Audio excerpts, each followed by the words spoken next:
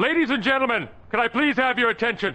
I am that dude, Bodkins. Patty to patty. It's ridiculous. No way. There's nobody else out there. He's your guy. Give a big round of applause for the one and only Bodkin Show. I'm going to repeat that again, folks. I didn't stutter. Welcome to the Bodkins Show.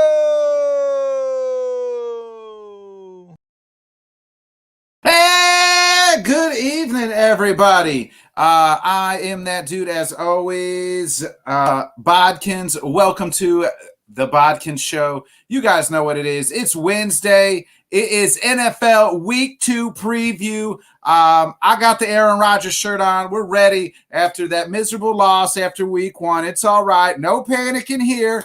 Some house cleaning medicine here before we get into it, folks. We're going to be breaking down all the games, just like we did last week. Kenny and Kraig on the back end of the show going to give you some fantasy advice, get you ready for that Week 2 NFL matchup. Before we get started, I know what you're saying, Bodkins. Where was the Bodkins Weekly Wrap-Up this morning? Well, I'm sorry, folks. I was sleeping. I was tired. It's been nonstop at the household here with the kids going 80 ball games, staying up, watching football. I was tired. I couldn't get up this morning. I promise you that it'll be back tomorrow morning because we got a lot to talk about, right? A lot of sports stuff happening. But so tune in tomorrow. I'll be back with that. I don't know what time, but just look out. I'll be coming live to you tomorrow with the morning wrap-up show. The original show right here on the Bodkins channel, the one show that started it all, the wrap-up show. So it'll be back tomorrow morning. Don't worry, folks. Calm down. If you missed it Monday, I joined late with Tanner on Buffoon and Bodkins. Again, got a lot of things moving on. This is a busy time here in the old household. Got every soccer game in the world, got basketball games, plus trying to, keep you people entertained, keep you people giving what you want and the need. Some Bodkins live spitting dumb things into a microphone. So, but did join late on Monday. Also, if you missed our Week 1 roundup show, me and Kraig talked to every game. Kraig also, we talked to a lot of, gave up some big old flat stinking turds. I'm looking at you, Green Bay defense, so hopefully you can turn around that this week. We gave up our dogs of the week, and then Kraig also gave his fantasy stud and dud. So we are going to be, breaking down all the games. Again, folks, make sure you guys are hitting the old like and subscribe, sharing, be a friend, tell a friend, share with a friend, hitting that little button. Make sure you hit that little bell so you get that notification when we do go live because, some nights it gets a little later when you're trying to coordinate with people. They're running late. We all got lives. We're all trying to do this thing. Maybe someday this will be our full-time gig, but until then, we have lives and families and wives that, seem to make us want to do other things than just hang out with you and talk on the microphone and talk sports. Look, if I didn't have a wife, I would love to do this, just nonstop. I'd probably be on here 24 hours a day, but unfortunately, this is what happens, Anyway, let's get to it. You know what it is. It is our Week 2 NFL breakdown. We're going to be picking every game against the spread. Again, Kenny and Kraig will be coming on. So as always, I am joined by my main man, Kraig with a K. Kraig, good evening, man. What's up, my man? How you doing? What's up, man? I'm well. I'm ready to lead the pack in picks again. Yeah. And Kraig, we'll update the standings. And just joining us here, my main man, Mr. Smoking Amigo, Kenneth Miller. Kenny, what's up, my man? How you doing? Hey, just glad to be here, boys. Hey. And as always, I told you we are going to have a special guest every Wednesday night picking against us three of us because you know what? You probably get tired of hearing just from us three. So we want to always bring in a special guest. Tonight's special guest, none other than Let's Talk Fins. And he has an MLB Sports Roundup show that can be seen right here on Let's Talk Sports Network. If you're watching on Let's Talk Sports or if you're watching on the Bodkins channel, always make sure you're headed over to the Let's Talk Sports because they got everything covered. But host of the Let's Talk Fins show that you can be seen right after this tonight. My man will be going live. And he has an MLB Roundup show, and he's coming soon with his own stuff. Yankee Finn, our very own. Give it up a big round of applause for Mr. Johnny Cruz. What an intro, bro. I appreciate the love. I appreciate the love, man. What's going on, gentlemen? What's up, Johnny? How you doing, brother? I'm good, man. I'm honored to be here. I'm ready to have some fun and talk some smack about some NFL games, man. I'm looking forward to it. So, Johnny, you're noted Dolphins fan, hence the name Yankee Fin. I mean, you got to be feeling pretty good flying high off of that week 1 win, correct? Yeah, I ain't even gonna lie. It was, you know what I'm saying? Anytime you could beat the Patriots, it's always a good feeling, especially week 1 when you know Bill has had so much time to try to conjure up something that you might not have been expecting. But I mean, it wasn't even as close as the score indicated, to be totally honest. If you watch that game, it was domination. The Dolphins, had they played their A game, it would have been a lot uglier. But absolutely happy with what happened. So before we get into the picks, Johnny, I mean, I've kind of got the Dolphins kind of at 2, maybe 3 in that division. I think the Bills are still the class here in the AFC East. But, I mean, man, last week, that Tua and what's the coach's name? McDaniels? Is that McDaniel? No S. McDaniels is in Las Vegas. That's right, McDaniel. I mean, is this the guys that are finally going to get the Dolphins, into maybe not the promised land, the Super Bowl this year, but at least the playoffs? I mean, that's something that hasn't been seen in Miami in a little while. Yeah, you ain't lying about that, man. It's been 2 times in the last 20 years. They haven't won a playoff game since '98. So, yeah, I think it's about time. I think he definitely has the demeanor that they needed, especially coming off of Flores. And I think the cohesion that him and Tua seem to have is right on cue. You know what I'm saying? I mean, he was talking a lot of game about having Tua's back, and then in a game with a perfect example of walking the walk after talking, it was going for on that 4th and 7 right before the half. He had trust in his young quarterback, and he threw a dime, hit Waddle.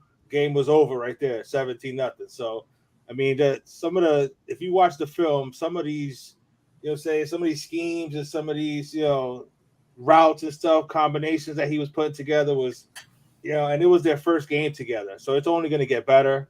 So, yeah, I'm excited about this kid, man. His mind is, he's a lot. Talk about a fun interview, man. You need to watch some of his interviews, man. He's about as real as it comes as far as a coach. You got to be excited when you put it on Bill Belichick right like that. I mean, the Dolphins 4-0 against the Patriots the last 4 times out. I mean, that's even more incredible. But I mean, the way they put it on him on week 1, because I was kind of against the grain there. I said, you give Bill Belichick this much time, he's going to figure it out, and they didn't figure it out. I mean, I know the Dolphins probably on paper the fastest team in the NFL when you put them in a track race. Yeah, there's no doubt about that. I mean, just between Waddle and Tyreek Hill, but you throw Mozart, he's running sub 4.3.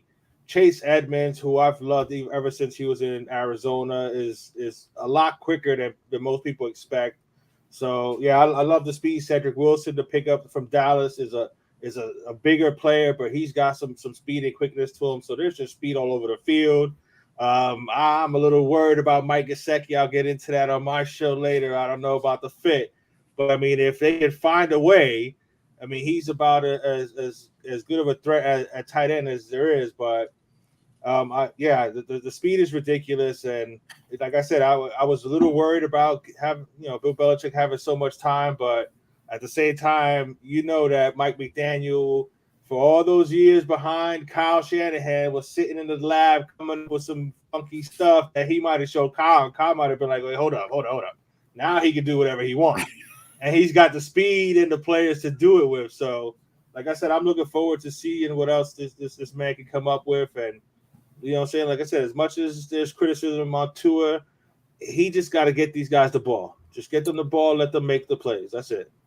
All right, boys, let's go ahead and get into it. Kenny, you got the rankings, how we did last week. I know I was, turd of the week, as you might want to explain it, but I didn't know how well everybody else did.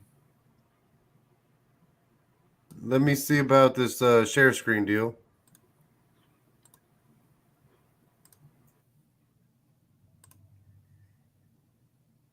Hey, All right. So as you see, last week I did pretty bad at 5-11.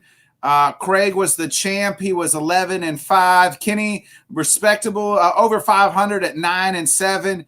And Rob was our guest picker last week. And you see, guest picker, he did not do so well at 7-9, losing record. Now, don't forget, boys, we are playing for the most prestigious medal of in all of podcast history, the Bodkin Show gold medallion. I don't really, chain, whatever you want to call it. Johnny, I know you should be a huge fan of this because, they got that turnover chain and down in the U, but that ain't nothing on the Bodkin Show pick'em chain, baby. Yeah, you ain't lying about that. That would look very, very nice down here. I ain't even gonna front. So I'm gonna try. I'm like I said, I've been looking at this all day. So I'm focused, and I gotta at least beat Rob. Okay, so go ahead, Kenny. Let's start.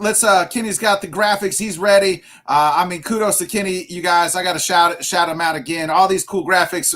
You guys saw the show last week. It was pretty not as cool as this week. Kenny's got this lined up. He spent a lot of time into it. So kudos to him and his beautiful family there as he keeps showing us to show off. So, hey, all right, let's get into it. Thursday night, tomorrow night, we see it. The Chiefs, man, looked really, really good against Arizona. I said that them and the Bills last week looked the best. -3.5, the favorite playing the Chargers, who looked pretty good against the Raiders. They turned it on a little later. But, Johnny, you're our guest picker here, man. I'm going to let you go first. Who do you like here? Chiefs at -3.5, or are you in on the Chargers? This was probably the hardest one that I had to deal with, and it's the first one. Let's talk about an exciting Thursday night game. I like what both teams did this past week. Kansas City didn't seem to be missing Tyreek all that much. I'm worried about whether or not J.C. Jackson is going to play. And they're playing in Kansas City.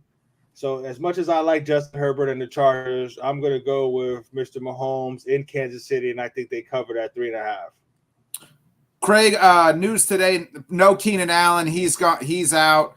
Haven't heard on the J.C. Jackson front. I wouldn't expect him to play. Not having Keenan Allen.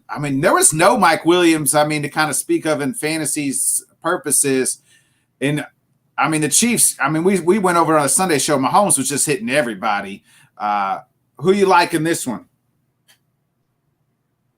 Well, you boys know I'm kind of a Justin Herbert fanboy. I like the Chargers. Keenan Allen is out for this game, but they still got Mike Williams, Austin Eckler, Gerald Everett. They got some weapons there. And I just trust in Justin Herbert to be able to keep up the pace. Money line, I'm probably riding Kansas City at home, but I feel like this is going to be one of those shootout close games. So giving me 3.5 with my boy Justin Herbert, I'm taking the Chargers. Kenny, again, Kraig's kind of alluded to Herbert. That's his dog. I think the Chiefs kind of circled this game here because everybody's been on the Chargers all offseason. What's your thoughts? No, I'm with you, man. I kind of look at this game. I think about the Chargers going to Kansas City last year and the way that turned out. Like you said, I think Kansas City not only circled this game because the way everybody's been talking about the Chargers, but they've just been waiting to kind of get that payback on them back at Arrowhead. So I'm going to go ahead and go with the Chiefs. I like the Chargers to keep it close enough, but I've got certain rules this year, and one of them is no matter what, just take the Chiefs. So I'm going to go ahead and take the Chiefs. So you're on the Chiefs. And like I said, I think the Chiefs really circled this game. Everybody's been talking about the Chargers. I said this last week, and the Chiefs proved me right. They put it on Arizona, put it on them. Said, oh, yeah, you forgot about we have Patty Mahomes. And I meant to say this in our pre-show, but I was under the weather. I think Patrick Mahomes could very easily be MVP. This is MVP Patty Mahomes. Everybody talking about Josh Allen. Everybody talking about Justin Herbert. They forgot who Patty Mahomes was 2 years ago. 3 years ago, he was everybody's darling, and he's kind of he's put up great numbers, but it's like, it's almost like people aren't talking enough about him anymore, and they're not talking enough about Patty Mahomes. I think the Chiefs are just going to show him. Andy Reid's going to show him. He's going to say, boys, let's go and show him we're still the class act of the AFC West. 8 years running. We're going to make it 9 years running. Lock it in, boys. Bodkins is in on the Chiefs all the way. Hey, how big a spread would you still take the Chiefs? 6.5, I think. The way you was talking right there, you sounded like it was 9.5. Hey, I'd take 6.5. 6.5. I would take anything 5.5 and less. I would take 6 Yeah. to start. Six is a little deep, but I mean 6.5. I'm with you, bro. I'd take anything less than a touchdown. I would take 6.5 because I think it's not just the Chargers; it's the whole West. Everybody's been talking about how hard the West is going to be, but they seem to always talk about Kansas City last. Keenan Allen's they're not talking playing. about all the new additions and Devontae going to the Raiders and all the new stuff that the Chargers did. Nobody's talking about Kansas City and then the Thursday night game, the home team, I think Kansas City's gonna put it on them. To be honest. Well, I mean, now I take it back because as Landez is chiming in, he's saying 6.5. So I got to take all what I just said back because Mr. Chief Landez says do the opposite. Hey, I live a code. You said don't pick always stay with the Chiefs. I say whatever Landez says. I'm going with complete opposite of Landez. All right, hey, all due respect, we love Landez. We know he's our number one fan. I love him to death. Let's keep it going here. We'll go across here. Looks like it's Browns. I mean, took it from Baker Mayfield on a huge field goal to win game one. The Jets looked like, the Jets. -6.5. Kenny, we'll go with you here. Browns 2-0 here under Jacoby Brissett. I definitely got the Browns covering the spread. I think that would be no matter what. Even if Zach Wilson was playing, even if the Jets were healthy, I think I'm still going to take the Browns. I think they kind of showed last week. I mean, I think Baker keeping the Panthers close, as sloppy as that game really was, I mean, that was really just because their revenge game portion. I think the Browns are better than people give them credit for without Deshaun Watson. The defense is still stacked. They still got Chubb. Hunt's still playing very, very well.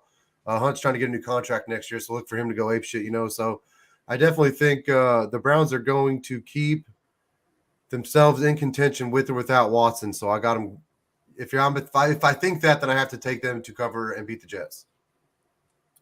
Kraig, it's reported that Joe Flacco is going to start week 2 here. He looked like, the non-Flacco elite last week in his revenge game. You look for the Jets to get it on track here?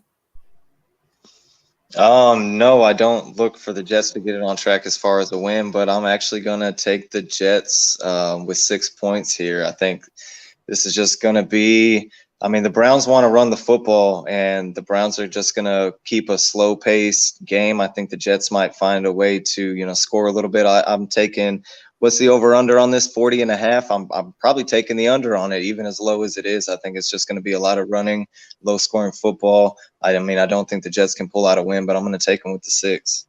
Yeah, I'd probably take the under. Johnny, what's your thoughts here on Jets, Browns? It's a 1-1 tie here. Well, I agree with Kraig as far as the under, but it could easily be 23-0 Browns. So I'm going with the Browns here at home. The Jets just, they've got some good pieces. Like I love Michael Carter, and they got some young players that'll eventually develop. But this year, Joe Flacco is just I think the Browns put it on them. Like Kenny said, just they're gonna run all over them. Between Chubb and Hunt. I don't think it's going to be close. And like I said, I would go with the under as well. But, it could easily be 21-24-0. Sorry, Kraig. You're on Jet Island by yourself. There's no even need to get it. Kenny and Johnny covered it. I'm taking the Cleveland Brownies. Speaking of that, that elf on the 50-yard line. The Browns deserve to lose, actually, after that. I almost want to pick the Jets with that stupid freaking elf on the 50-yard line the Browns have. But unfortunately, they're playing the Jets, so I'm going to slam it home. Jets, baby. Browns, baby. How much how much better legitimately are the Ravens and the Browns? I know they're better, but like how much better are they really? Because the Ravens absolutely put it on the Jets. I mean, the Jets couldn't do nothing. The Browns defense probably just as good. Yeah, it's just as good as their defense alone is good enough. Yeah. I mean, you would take maybe the Browns receivers. I mean, Amari Cooper and Rashad Bateman. Who do you like? Everything except Jacoby Brissett, I believe. Yeah. Well, I would take everything. You would definitely take Cleveland's running game. I would take everything except just give me Lamar. Yeah. So if the Ravens did that, then I don't know how the Browns won't. So Kraig is on Jet Island alone here. We get into Washington headed to Detroit. Detroit it's a pick 'em at -2.5. Carson Wentz, looked really good. 3 touchdowns last week. Looked really well. The Lions got behind. The Lions did what they normally did. Got behind, started slinging over the field, and they ended up covering. The Lions were the best team against the spread last year, Kraig. But can they get it to 1-1, and will the Commanders kind of fall back here? So I'm riding with the Lions in this game. This was a tough one to pick, but I think Philly's a lot better than the Commanders, and I said it on our post Week 1 show. I'm not buying into the Carson Wentz yet, just because Carson Wentz will give you a few good games. So I'm not surprised that he had a good Week 1. I think the Lions showed that they can score some points. The Lions have got some weapons, and I think at home I'm taking the Lions to win and cover. So Johnny, I hear you say, what does that mean here? You liking the Commanders, or are you in on Dan Campbell and the Lions here? I want to pick the Lions. Dan Campbell's got some Miami ties to him, so I want to see him be successful. But they're the Lions, bro. So as much as I don't trust Carson Wentz, I trust Ron Rivera, and I trust Terry McLaurin, and I trust the players on Washington, and that defensive line for Washington, I think it's going to be good. Like you said, the Lions may put up some points, but I think Washington will put up at least 3 more than the Lions. So I'm going Washington here. All right. Kenny, what's your thoughts here on Wentz and the Commanders and the Lions? So you all know that I am a sucker for the Hard Knocks trap. It gets me in fantasy every single year, and I couldn't pick them last week just because I'm a big believer in the Eagles, but I'm absolutely going to take the Lions this week. I think they win by the field goal. They put up 30, whatever it was, points on the Eagles, and give me the Eagles defense all day over Washington defense right now. And so if they could do that there, I think going home, I think they got a chance to go out and cover this game, man. I'm going to take them. The MCDC, I don't know what they're building there, but they're building something good, and you got to like the culture. So I'm going to take them to go out and get one here. Well, man, I'll tell you what we're building here, man. Man, we got some dogs in the doghouse, man. That's what we're building here, man. Man, we just missed some opportunities. Man, Goff threw an interception last week, but he's gonna rein it in, man. And we're gonna without Chase Young in there, man. We're just gonna run it right down their throat with Swift, man. And you know what, man? It's the Lions -2.5. Lock it in, brother. One day I'll be able to nail that perfect, but that's getting better, I feel like. Tampa Tom. How about this spread? Only -3 for the Bucs going into New Orleans. New Orleans had to come all the way back, Johnny, to beat Atlanta, where the Bucs defense just absolutely stopped Dallas on Sunday night. I'm a little surprised at this spread being so low. What's your thoughts here on Tom Brady and the Bucs headed into New Orleans? I think they're going to beat down New Orleans, to be totally honest. I'm super surprised that it's just 3 points. They easily established a running game against Dallas last week. I think they're going to do the same thing to the Saints. And I don't think the Saints, they struggle with an Atlanta defense that ain't very good. So I expect the Bucs defense to do a good job, especially against Jameis Winston. As much as I think he's improved, I'm not a believer in Jameis, so I'm going to go ahead with the Bucs here. I think they definitely cover that 3. Kenny, the Saints were down two scores into that fourth quarter, late into that fourth quarter, and was able to, block field goal to win that game against Atlanta, where we saw what the Bucs did to your boys. How are you feeling about this game? Well, the Cowboys stink, so whatever the Bucs did to the Cowboys means absolutely nothing. Facts. I'm higher on the Falcons than anyone else, maybe on the planet outside of the city of Atlanta. The Falcons played a lot of people close last year, and I figured they were going to do it again. Mariota knows Arthur Smith's system.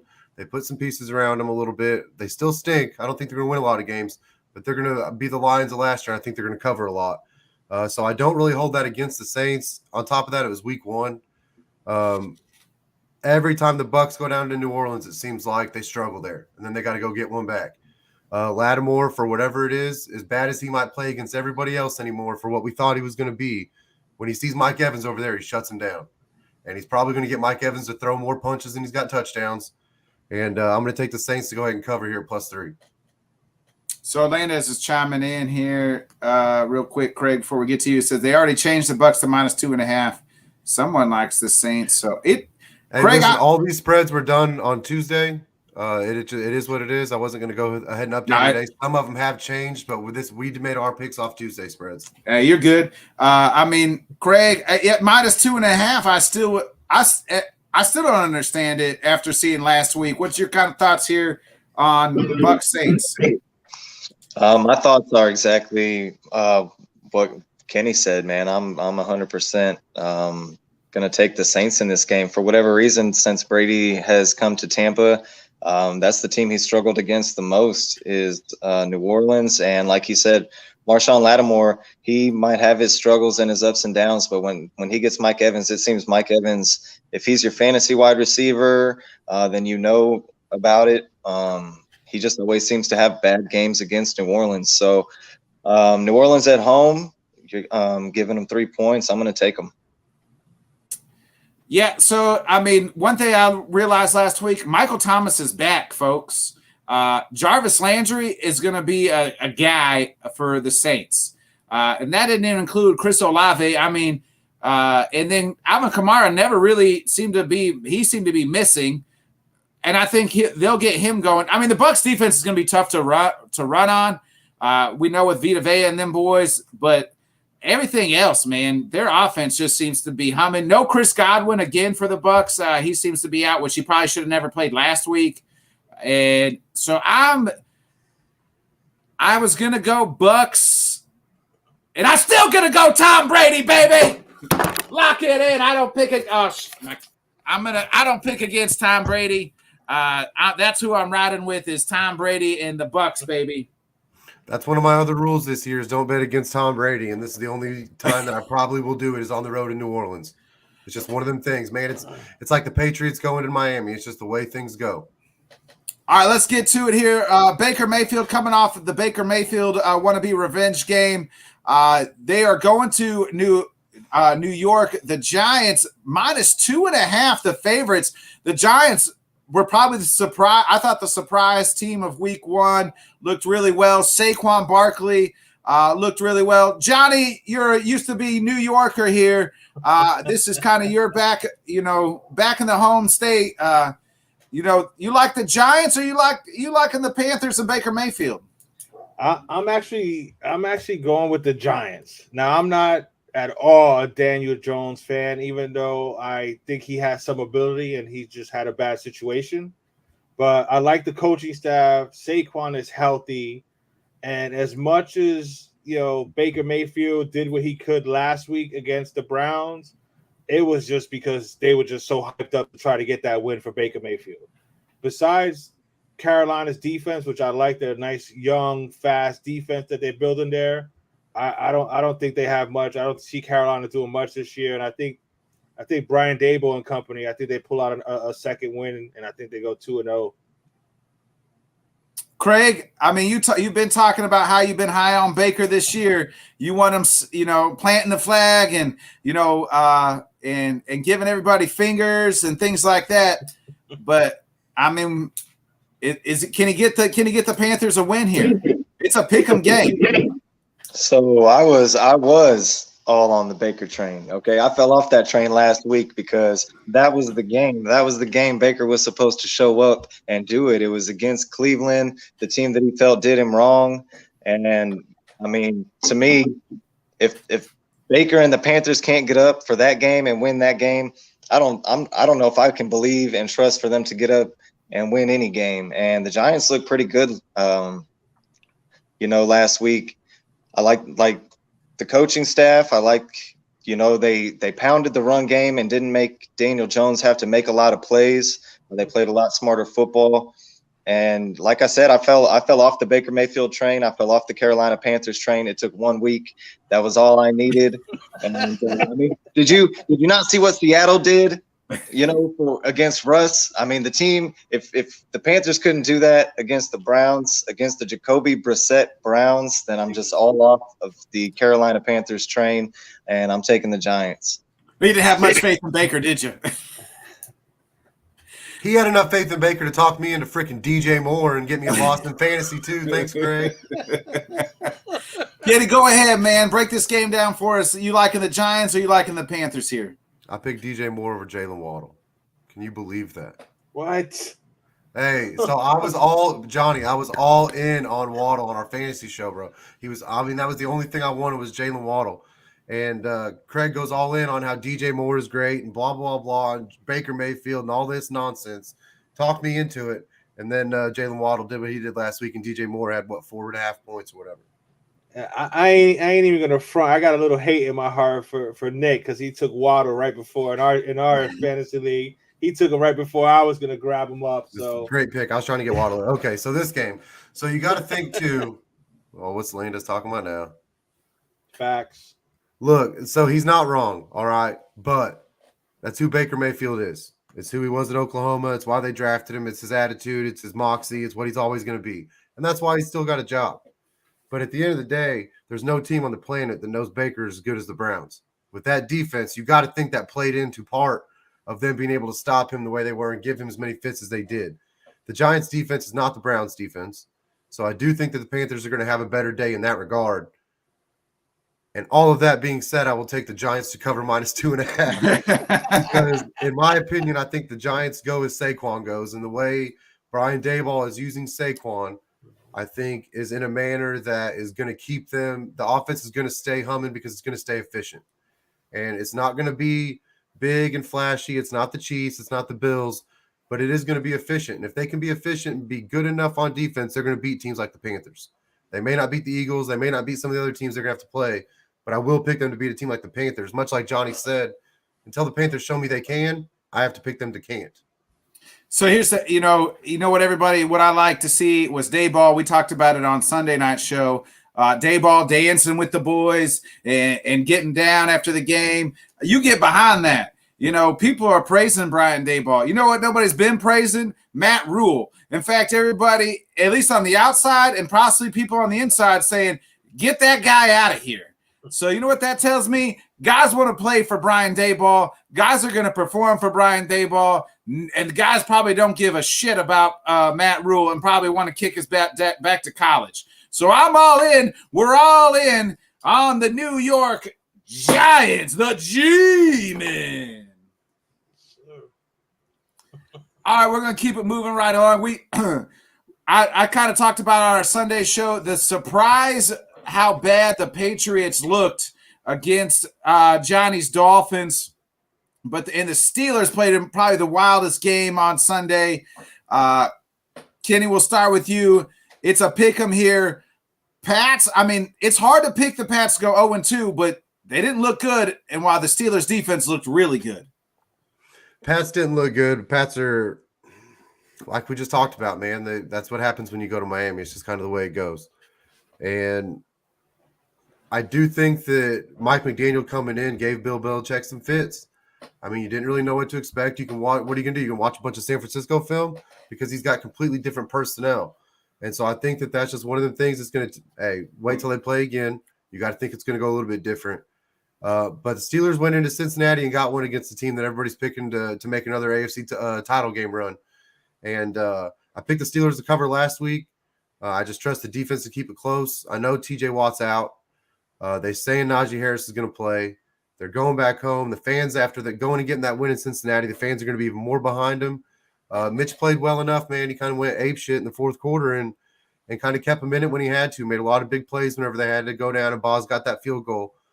So you're giving me Steelers got to cover +1. I'm going to take them to do that at home. Kraig, what's your thoughts here on Pittsburgh and New England?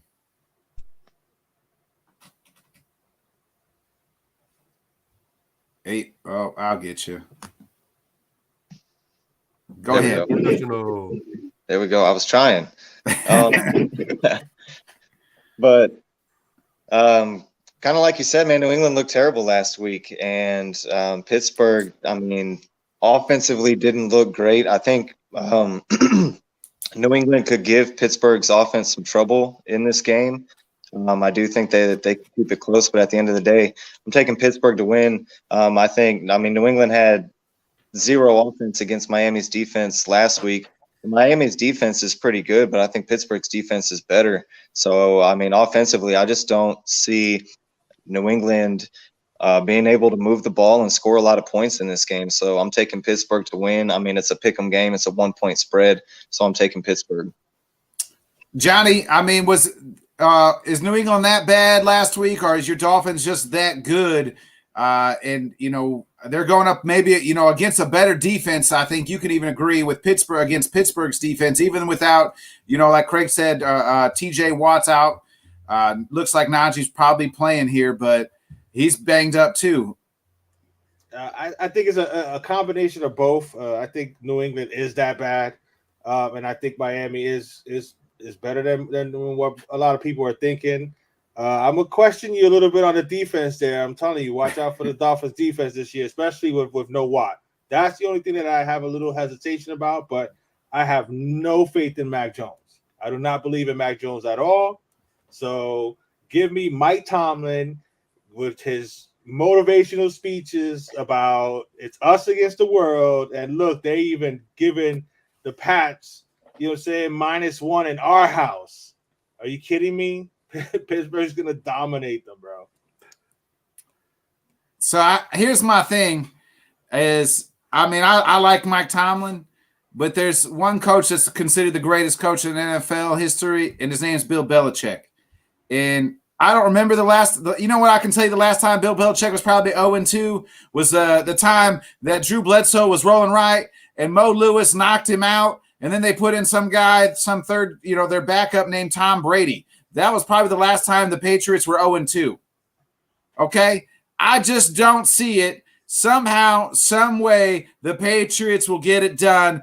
I'm on Patriot Island. I'm on Bill Belichick Island, baby, because the GOAT of head coaching will find a way to get it done. He doesn't go 0-2.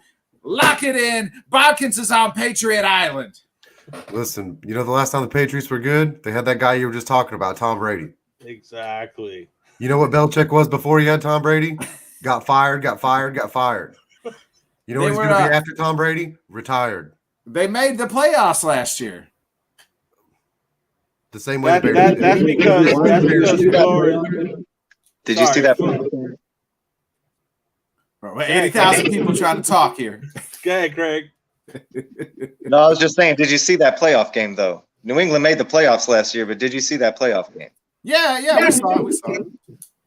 That's what I'm saying. They made the playoffs the same way the Bears did. All I was trying to say is New England made the playoffs because the Dolphins decided to lose 7 of the first 8 games. Otherwise, Miami would have beat New England into the playoffs last year. So I know that there's a first time for everything. So I'm telling you, they're going 0-2. I'm telling you, New England's going to win 6 games this year. Hey, well, this is going to be one of the 6, Johnny. All right, let's get into it. The next game here, the Colts somehow managed to freaking tie the freaking Texans last week, while the Jags, they were in that game, or was leading that game all the way up until the end, where Trevor Lawrence throws a bad pick, lose to the Commanders. It's the Colts going to Jacksonville, the favorites at -4. The last time the Colts were there, they had a chance to make it to the playoffs, and they no-showed week 18 last year. Kenny, Colts proved themselves this year down in Jacksonville and Clowntown, or are you picking the Jags to bounce back?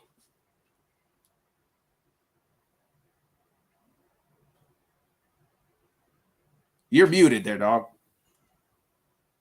After I gave Kraig shit about not being a professional. So both of those answers are yes. I picked the Colts to go down there and get this win down in Jacksonville, but I think Jacksonville's going to cover +4.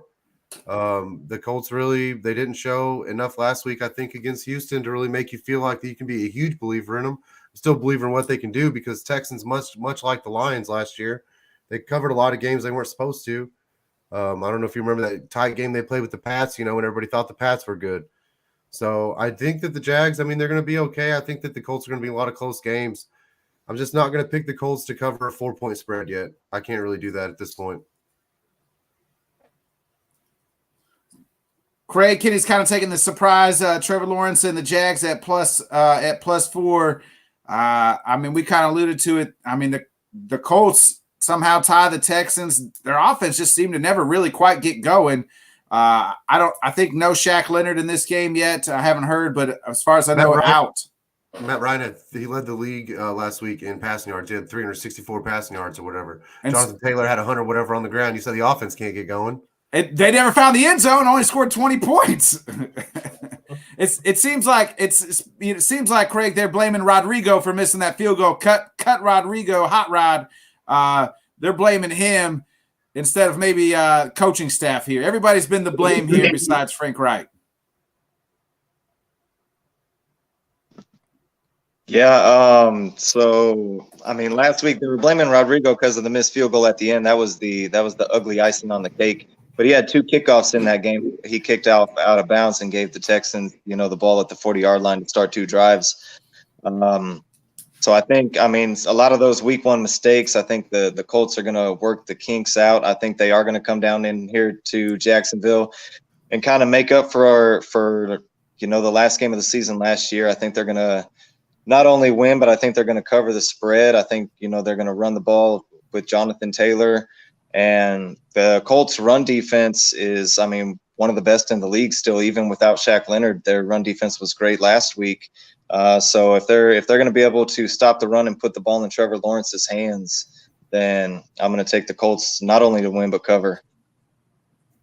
Johnny, what's your feelings here? Colts going down to Jacksonville. As much as I'm a fan of Trevor Lawrence, and I'm glad that he's got Doug Peterson, a real head coach, to be his coach. I think he's going to eventually be, really good. I think they're going to be a good combination. I knew the Colts wouldn't cover last week against the Texans. I did not think that they wouldn't beat them. So I'm iffy on the Colts, but if you get Matt Ryan and you can't beat the Jags, then you got bigger issues. So I'm going to take Jonathan Taylor running all over Jacksonville, and I'm going to go ahead with the Colts covering the 4. Yeah, this is the reason they got Matt Ryan, right? To go down to Jacksonville and beat the Jags because Carson Wentz couldn't do it. That's the reason they got to Matt Ryan. I picked the Colts to get to the Super Bowl in our NFL season preview. So let's go, Indy. Let's get it together. I'm all in on Indy. -4. Lock it in. I got the Colts. Kenny's on Jacksonville Island by himself there. All right, we're going to get into it. Miami headed to Baltimore. Baltimore, the favorite at -3.5. Johnny, I'll let you pick this one. This is your Dolphins here. Dogs going up against Lamar Jackson looked really good. I know that was against the Jets defense, but Baltimore -3.5. He did look good last week, but like you said, that was against the Jets. And if you remember what the Dolphins did to Lamar Jackson last year, they pretty much ruined Baltimore's season last year. So I'm going to be a homer, and I'm going to go with the Dolphins because I've already predicted that I expect the Dolphins to not only make the playoffs, but to win a playoff game. So if you're gonna be that kind of team, then this is a game that you win. The Ravens lost Kyle Fuller, their corner. I don't even think Marcus Peters is playing yet. And Juwan James, their tackle, got hurt. So if you don't win this game, Miami, that's a problem. So I think Miami goes on there and not only covers, but I think Miami wins the game outright. Bold statement by Johnny. He's got the Fins even on the money line. Kraig, are you feeling the Dolphins who looked? I mean, we talked about it. They looked really good. Both these teams looked really good at week 1. So, I mean, how are you feeling here in week 2 about both these teams? Yeah, I mean, it's I think that there's definitely a possibility that Miami could win this game. For the reasons that Johnny said, right now Baltimore's got some issues in the secondary, and Miami's got some tough guys to cover. But Baltimore was my Super Bowl pick in our pre-show, so I said that I thought Lamar Jackson was going to have. I mean, you can't say a breakout year because he's already had an MVP, but I think he's going to go ham this year. He's trying to get that contract. I agree with Johnny that I think Miami is going to be a playoff team too. But like I said, the Ravens are my Super Bowl pick, so I'm going to pick them here at home to win and cover. Kitty, it's 1-1 here, man. Break this tie for us. Fins up, baby. I'm taking the Fins to cover in this one. You're giving 3.5 points? Bro, after the way the Dolphins look, now listen, the Ravens looked good last week too, but after the way the Dolphins look, you're going to give me 3.5 points? I don't care that we're on the road. I'm going to take that. I think that what McDaniel's going to do down there, everybody, I mean, that's what we talked about earlier in the show was Mike McDaniel and the way the Dolphins offense looked, and it's so creative and offensive guru. Number one, you've seen that the Niners are very much missing that. All that creativity in the offense is gone in San Francisco now. As much of a genius as Shanahan is, McDaniel obviously was doing something there. His thumbprint was on it. And you see it now in Miami. Johnny said it, man. Miami defense is a lot better than people are giving him credit for. All they want to talk about is Tua, Waddle, Tyreek, bringing in Mike McDaniel. They got Chase Edmonds. Man, the Dolphins defense is still pretty good too. I don't think that they're going to do to the Ravens what they did last year. But I do think the Dolphins defense remembers enough. Now, Lamar's going to remember some too.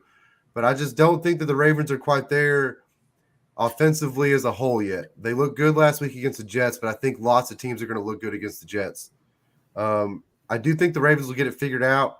If they play later in the season, my pick might be different. But this early, I think that I'm going to take the Dolphins to win the tough one first.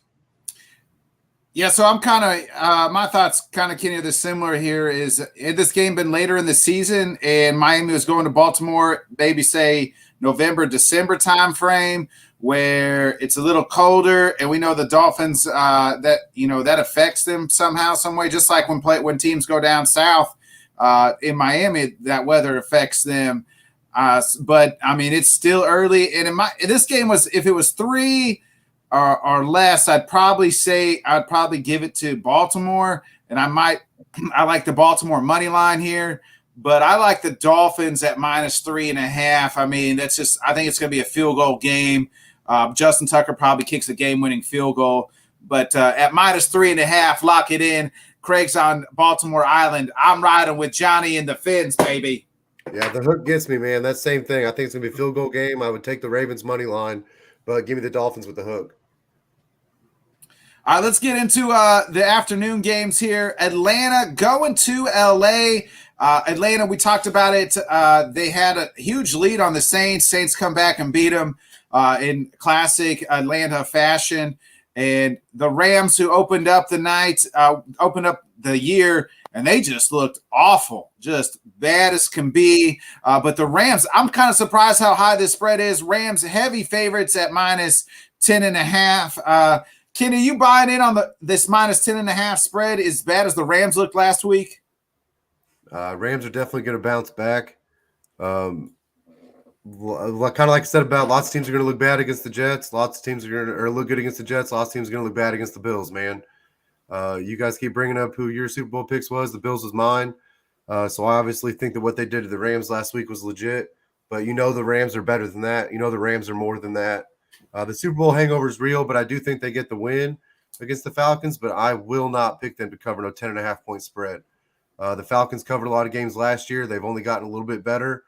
So I'm going to take them to cover pretty much any double-digit spread they get this year. So you give me 10.5, give me the Falcons. Kraig, 10.5 is a lot. I mean, and I don't know if last week was more about the Bills or more about the Rams. In Atlanta, well, I figure like they was Atlanta last week. I mean, exactly what we expect from Atlanta. So, what's your kind of thoughts here at minus 10.5? Yeah, I mean, so the Rams did look bad against the Bills, and the Bills do look like they're, the creme de la creme in the NFL right now, but the Rams didn't even look like they belonged, close to where the Bills are at right now. So following a game like that and giving them 10.5 point spread, to me, that's a lot. Atlanta didn't look terrible last week. I think, kind of like Kenny said, I think Atlanta's going to be in a lot of football games. I think they're a team that's going to, find a way to lose a lot of football games. But 10.5 points is huge. So I'm definitely taking the Rams to bounce back and get the win in this game, but I'm going to take Atlanta with 10.5. Johnny, are you feeling the same way the K&K boys are doing, or you got something different here? Yeah, no, I gotta be down with 2 Ks here. I actually feel Kenny on what he said earlier about Atlanta. I think Mariota I don't trust Mariota to be great, but I think he's a good fit for that offense. So I think they are going to score some points. The Rams didn't only look bad; they looked beyond bad. And I know Buffalo looked great because, forgive me, Dolphin fans, but Buffalo is actually my pick to go to the Super Bowl. But 10.5 is, that's a college spread. So, I don't expect Atlanta to win this game at all, but I think they'll keep it within 10.5. So I'm going to take Atlanta to cover. You're all on Atlanta, huh? Well, guess what? Bodkins is on Atlanta too, baby. 10.5 is just too dang high. Lock it in. All right, another wild spread here. I'm surprised how wild this spread. The Seahawks, I thought maybe shocker of the week. Geno Smith leads the Seahawks on Monday night, beats Russell Wilson and the boys. And we knew Seattle was going to get up for that game, right? As much as trash as Russ Wilson talked about everybody in Seattle. But 49ers, who couldn't even freaking score a dang touchdown barely against the Bears and the Reigns, pretty heavy favorites here, Kraig, at minus 8.5. Interesting spread here, and who you like. Yeah, this spread just kind of shows you, how much, they're buying into week one. A lot of people still think San Francisco struggled in that game because of the weather element. And, that's very possible. San Francisco could definitely come home and bounce back in this game. And, Seattle had the extra motivation being at home with Russ coming to town. They did not want to lose that game. So, there are factors here. I definitely think San Francisco is going to come back home and win this game, but I've been saying it since the preseason, man. I think San Francisco is going to have some growing pains early in the season, and I'm not the biggest believer in Trey Lance yet. So to me, this is a big spread, and I'm going to take Seattle. Johnny, 8.5. Seattle didn't look awful. No Jamal Adams, we know. It looks like no George Kittle either. Didn't practice this week for the 49ers. So I'm still surprised on how big that spread is, even with both those factors here. Yeah, I'm a little shocked by that spread too. I did not expect Seattle to come through and win that game on Monday night, but I am not a believer in San Francisco this year. I think they are going to have some growing pains, like Kraig said. And like I mentioned to Kraig earlier, I think he got the better quarterback in that draft. I think it's going to take Trey Lance a bit, and I think we might even see Jimmy G at some point in the season if San Francisco is going to try to make the playoffs. Well, I hope not, because that'll hurt my fantasy team, but I hope not. I think San Francisco is going to win the game, but again, 8.5 is a lot of points. I think Seattle is going to. I think Seattle will stay competitive enough to cover the 8.5. Kenny, you alluded to it earlier. Not a lot of offensive firepower. The 49ers are not a lot of imagination coming from that 49ers offense last week. You blame that on the rain and the weather, and 8.5 is awfully steep here. Yeah, when you think about the Niners, I mean, a rainy game where you got to run the ball a lot. They should have won by 155 points, right? I mean, isn't that what Kyle Shanahan and the Niners are supposed to be able to do is run the ball, and they couldn't do it against a Bears defense that, I mean, let's be honest, they've lost a lot of pieces over the last few years, man. They're not the same defense they were. Akeem Hicks ain't there no more, and you weren't able to run the ball there. So, I mean, the imagination's kind of gone. The firepower, it's there. They got the pieces. Kittle will get healthy. I think Trey Lance will figure it out. I don't know if he's going to be great, but he's dynamic, and I think that he's going to figure that part out. But I am buying into week one. I'm not going to say that I think the Seahawks are going to go out and shock the world on a big picture scale this season. I think that part of last week had a lot to do with kind of like the Baker thing. No one in the planet knows Russell Wilson better than them. They've seen him every single day for 6 years, 7 years, whatever it is. But I do think that Seattle team, if they can just be efficient, I don't think Geno's going to go 17 for 18 for 162 and 2 scores, whatever he did the first 3 quarters of that game. But if they can just be efficient and run the ball okay, Penny looked pretty good. Kenneth Walker's coming back. Just run the ball okay. Losing Jamal Adams is a big deal, but at the same time, I'm just not a big believer in Jamal Adams anyway. I know he's a run stopper, but he's not a good safety. He's just a really small, decent linebacker. And I hate to sound shitty like that, but I mean that's kind of the truth when you look at the way he plays. It's fact, bro. Yeah, I know. I don't want to trash a professional athlete. I'm a fat ball sitting here talking into a microphone, But at the end of the day, man, I'm going to take Seattle to cover plus 8.5, and really for a while, I think if Seattle can show up in this game too, they might be in that Atlanta realm where I'll pick you to cover every big spread like that. Yeah, I'm kind of with you guys here. I mean, you guys are all in on Seattle. I like the 49ers money line. I think they'll figure it out and get the W done. But 8.5 is just a lot, especially you're asking a lot of Trey Lance to cover 8.5 for a guy who's probably starting I think he started 3 games his 5th game, maybe 5th or 6th game in the NFL. That's a lot. And I don't know how you get 8.5 after you cover it after what they showed against the Bears. In that either offense did, and no Elijah Mitchell either, folks. Remember that for the 49ers. So no George Kittle, no Elijah Mitchell. So you're back, it looks like Jeff Wilson's going to be the guy, probably mixed in with somebody else because you know how Shanahan just mix and matches these running backs. But still, not having those guys, I think once Kittle gets healthy and he gets going, they're going to be a lot better offensively. But right now, George Kittle just not playing. I like the 49ers money line, but I like Seattle. Geno Smith, baby, looking like he did, as I spit all over my computer, Geno Smith looking like he did all like at West Virginia at plus 8.5. Lock it in, Seattle. All right, let's get to it here. The Cowboys, no Dak Prescott until late October, maybe early November. Joe Burrow and the Bengals, they forgot to show up for the first half of this. Pittsburgh showed up in the second half, maybe got robbed. And then, that game was just wild. The long snapper missed some extra points. It was just a bad special teams that cost the Bengals and some early picks. But I'm even more another surprising spread here, Kenny. The Bengals only at -7 with the boys not having Dak Prescott. I thought it'd be higher. Yeah, you said surprising spread. I thought there's no way you thought this is going to be closer. I'm surprised it's not 10.5, to be honest with you. I kind of figured this would be one of the bigger spreads of the week, not having Dak. Even having Dak, I figured that the spread should have been 7. If Dak was playing, you think if it's 7 now, you got to think it would have been, 3.5? Something like that with Dak. I mean, there's no way the Cowboys were going to cover that with Dak.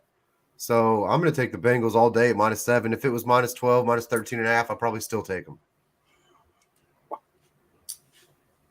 Kraig, Cooper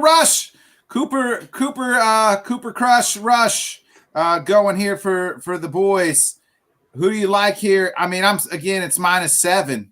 +7 for the boys here. Yeah, as many double-digit spreads as there is this week, I'm surprised that this wasn't one of them. I've got to take Cincinnati. They struggled there against Pittsburgh. Pittsburgh's got a great defense. Joe Burrow threw a bunch of picks early, but he seemed like he kind of started getting it together late. And I feel like this is big bounce-back opportunity for the Bengals going against the Cowboys without Dak Prescott. I'm definitely taking Cincinnati. Johnny, the Bengals offensive line did not look new and improved last week. It looked like the same old crappy offensive line, especially in that first half. But I mean, the Cowboys have a good pass rush. I mean, they ain't got T.J. Watt out there, but they got some healthy boys. Dexter Lawrence seems to be ready to. Is it Dexter Lawrence? Kenny, is that his name? It's DeMarcus, but DeMarcus Lawrence, Dexter Lawrence, DeMarcus Lawrence. One of the Lawrence brothers out there. Micah Parsons is absolute stud, but I mean, can their offense hang with the Bengals still? No. The answer would be no. I wasn't a big believer in the Cowboys, even with Dak. Who do they have besides CeeDee Lamb? Do we even have CeeDee Lamb? Right. You know what I'm saying? I mean, the tight end, I'm having a, brain fart right now. Schultz. Yeah, I like the tight end, but they barely used him in the first game. I have to question Kellen Moore with his play calling last week. I mean, you ain't got a lot of weapons on the outside, so why aren't you feeding Zach as much as possible? Establish that running game. I don't know. I mean, even if they do it this game, I still think Cincinnati puts up a ton of points, and I don't see Dallas putting up many at all. So I agree with you guys. If it was 10, I would have took Cincinnati in this game. So I'm definitely going with Joe Cool in the game to blow them out. You guys already know what it is. It's Bodkins and the Bengals riding again, baby. Bodkins, Burrow, Bengals, the three Bs sticking together all the time. You know, I love the combination. Lock it in. We're riding with the Bengals. The Cowboys got no starting quarterback, and the Bengals are on a bounce-back week.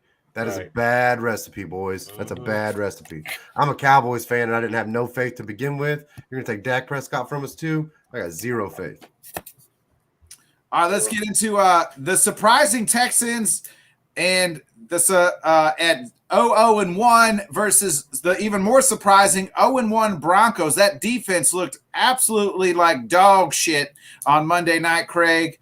But in another high spread here, I think these spreads should have been flip-flopped. The Cowboys and the Bengals and the Broncos and the Texans minus 9.5 here.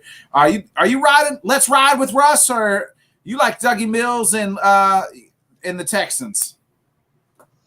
I definitely think the Broncos coming back home after the showing that they just had, I definitely think that this is a bounce back game for them.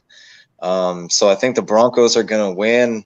I'm going to take them to win by about a touchdown, but I mean, 9.5 is a lot, man. And I'm a Lovie Smith guy, and the Texans, I mean, look like they could hang around. Like I said last week, I feel like the Texans are going to be a team that's going to hang around with a lot of teams. They're just going to be a team that doesn't win a lot of games. And so, I think the Broncos are going to win this game and look pretty good, but I think the Texans are going to, cover the spreads. So I'm going to go with Houston. Johnny, Hackett had a lot of heat coming from him Monday, the way he clock managed that. You had Peyton Manning on the Manning cast asking for about 18 timeouts. He come out and said, yeah, maybe I was an idiot. One thing we know is Lovie Smith it's hard to outcoach Lovie Smith. I mean, there's not very many coaches that do it. I mean, Hackett just fumbled the bag there on Monday night. Are you looking for a bounce-back game from him to be a little bit more aggressive and cover this 9.5 spread? I expect them to bounce back and win the game. I don't know about the 9.5 point spread. That's my only issue here. I do like Lovey, even though why are you punting the ball and just settling for a tie at the end of the game? Come on, bro. Try to win the game. But Hackett is, is questionable. But I think Russ is gonna straighten it out. I definitely think Denver wins the game, but I like Houston. Lovey will come up with some type of defense to give the Broncos a little bit of an issue. And Mills is a pretty good player. I think he may be a pretty good quarterback there. So I think they'll keep it close. I don't think they'll beat Denver at home, but 9.5 is that's huge. Kenny, Johnny alluded to it. Lovey forgot that, in the words of Herm Edwards, you play to win the game. Lovey plays for the tie, and Hackett doesn't know what to do or how to win the game, whether he should kick an 80-yard field goal on 4th and 7, or, he's got a $40 million quarterback that, he doesn't trust to get 5 yards. Do you trust him this time to get to the -9.5? Y'all know how I feel about the Texans fans. There ain't a chance I'm going to take them not to cover this 9.5-point spread. Kind of like Johnny and Kraig said, I do pick the Broncos to win this game. I think they win it by 7 to 9 points, but I do not think they win it by 9.5 to 10 points. I think that if Russ didn't have to go into Seattle week 1, then I think that game probably ends up different, even though he would have had to play Seattle. I just think going back in there, I think it's a whole different ball game. When you hear 80,000 people, whatever it is, booing the hell out of you, I think that just kind of gets to you. But I think going back home, I think that the Denver crowd is going to see kind of what happened to Russ and the boys in Seattle and get behind them a little more. You got to think that Hackett's going to be more aggressive, just for the simple fact of people looking up and questioning his offensive mind now. That's the one thing he's supposed to be able to do. I'm not going to put the Nagy curse on him yet or the Nagy name on him yet, but that's the kind of stuff Matt Nagy did when he got that job. He went up there, fumbled the bag, couldn't win the games he was supposed to, and then he turned around and the offense just steadily declined. And I would hate to see that happen to Hackett. I liked him coming. Anybody that coached Aaron Rodgers, you know how I am about that. So I'm going to like that dude. But I'm going to take to Houston to cover this 9.5-point spread for sure. Dougie Mills is all right, man. I think that people underestimate Brandon Cooks. If you give Brandon Cooks 12 to 15 targets, you're going to be able to move the ball. The thing about these teams like the Texans, the Falcons, these teams that cover these big spreads, they're efficient. That's all you got to do is be efficient and play decent defense, and you can hang in these games. And they do that. Lovey ain't going to let them boys not be efficient. Yeah, no Justin Simmons either for Denver. Their stud safety put on IR. Man, I was thinking about picking Denver but -9.5 is just, again, too steep, and we haven't seen enough to where I can buy in. If I'm just going off of week 1s here, I'm going to take Denver money line, but at 9.5, we're all in on Lovie Smith and the Texans hammering it home. What'd you do, break the mic last time? Now you're scared to hammer it hard or what? No, when I don't hammer it hard, just means I'm unsure about it. I don't feel good about it. So I didn't feel good about picking the Texans at +9.5. Last time your mic did it 360, so I didn't know if you tried to be easy on it. Speaking of nobody being easy, the Cardinals the Chiefs didn't take it easy on the Cardinals, and they're going to Las Vegas minus the Raiders at decent favorites here at -5.5. Johnny, the Raiders stayed in that game with the Chargers, but ended up losing out. I mean, Devontae did Devontae things, and nobody else was really there. It's like Derek Carr was like, "Hey, there's Devontae, there's Devontae, there's Devontae, there's Devontae," and then there's nobody Devontae because I just got sacked. But Johnny, I mean, do you look for a bounce back game here at Arizona after they just got mauled by the Chiefs? No, I'm not a big believer in Arizona at all, especially without D-Hop right now. That is my one worry about the Raiders and Derek Carr is you can't just always go to Devontae. I mean, you got Hunter Renfrow, you got a Waller at tight end. You've got players there. Let it happen naturally, and I think the Raiders will be better off. But if you're just going to constantly force it to your boy, that's going to cause some problems. Like that pick in the end zone was horrible. It was double coverage, and come on. But I think they do bounce back. Like I said, I'm not a big believer in the Cardinals. Kyler Murray got his money, but is his heart really in football? I've always questioned that, to be totally honest. If you see his demeanor, if things ain't going right on the field, I'm not a big fan of that at all. So, I'm gonna jump all over Las Vegas here. I think they cover that 5.5. They win by at least a touchdown. Kitty, I would say it's kind of almost – I mean, I hate to say a must-win in week 2, right? But, like, neither one of these two teams can afford to go 0-2, especially in their respective divisions. I mean, how you like this one coming out here? Well, I mean – the Cardinals are in a much hotter seat than the Raiders, right? I mean, I know that nobody wants to go 0-2, but the Cardinals are supposed to start hot. The first 10 weeks is supposed to be Kingsbury time, right? It's supposed to be when Kingsbury and Kyler go out and get it done. You can't go out there and score garbage time points. I mean, they really didn't score on the Chiefs until the Chiefs kind of said, y'all can have one. And so, really, man, when you boil it down, I'm not a big fan of the cameras in the locker room. And I know the Cardinals are on the in-season hard knocks this year. With all the stuff they had in the offseason with Kyler and his contract and all the controversy and the media involved, I just hate having the cameras around. I don't think that they're going to be able to handle all that. Kind of like Johnny said, especially with D-Hop being out. I think that Carr feeding Devontae the way it was kind of like that week one. Like everybody said, how are they going to make it work? Lots of mouth to feed, whatever. And Devontae kind of came out and said, a lot of people don't know me and Carr almost died together, whatever. I think that was them showing like we can be Stafford and Cup too. I can just feed him all game. There ain't nothing you can do about it. Maybe part of it, he saw Aaron Rodgers do it for 100,000 years, and he said, hell, I'll just feed him when he's triple covered too. But I do think the Raiders are going to cover -5.5. I'm very high on the Raiders this year. There's a lot of places that I would have picked them to win the division as long as I didn't have to go on record doing it. But I'm very high on the Raiders, and I think they're going to cover this 5.5 for sure.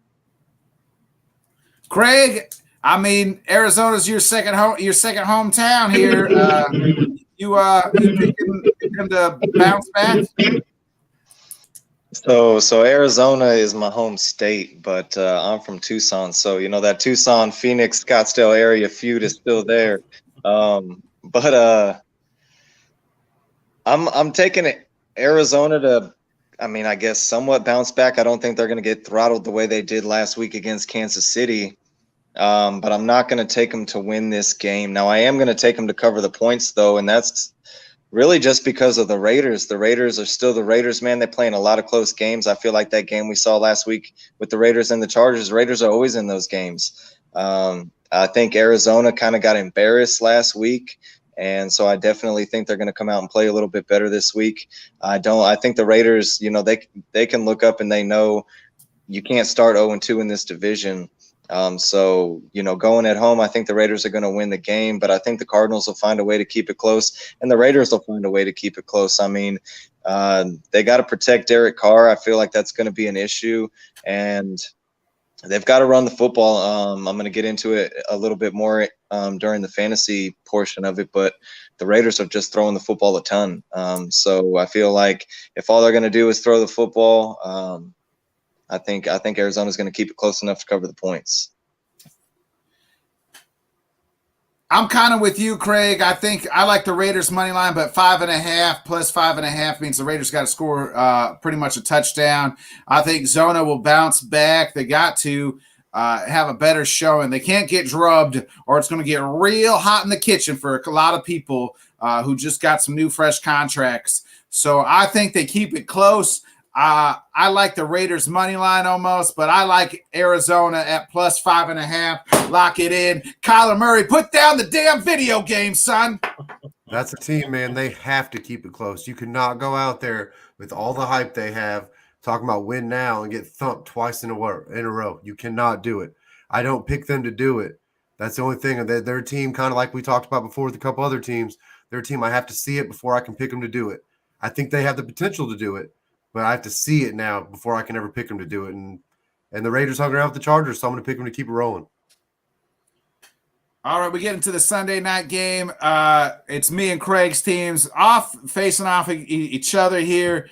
I'm surprised that this spread is high. The Bears going to the frozen tundra on, of course, Sunday night at the Packers heavily favorite at -10. But Kraig, let's be honest here. It seems like these are the type of games where Green Bay does drub the Bears usually at least once on a Sunday night game. We've been at the bar pounding beers, and you've had to buy several shots due to Jay Cutler throwing picks, Mitch Trubisky throwing picks, and we've both been stumbling out while the Packers won by about 20. But I'm going to be honest, -10 after the way the Green Bay offense looked last week is going to be, it's still hard to pick here, but I'm sure you're probably going to take your Bears. So you kind of took the words out of my mouth, man. I feel like I've seen this show about 100 times. And I feel like it's always on Sunday night or Monday Night Football. And I feel like we usually get a drubbing. I can remember being at the bar with you and watching Aaron Rodgers throw 6 touchdowns in the first half of a game. This, especially with, the the relaxed Aaron Rodgers. This is just after last week, the way Green Bay looked. This is, I mean, it's the Bears. This is everything the Packers want to get right back on track. So as a Bears fan, I mean, it worries me. If you're going to give me my team and you're going to give me a double-digit spread, I'm going to take it. The Bears looked not good last week, but neither did San Francisco. I don't feel like we really got a great look at either team.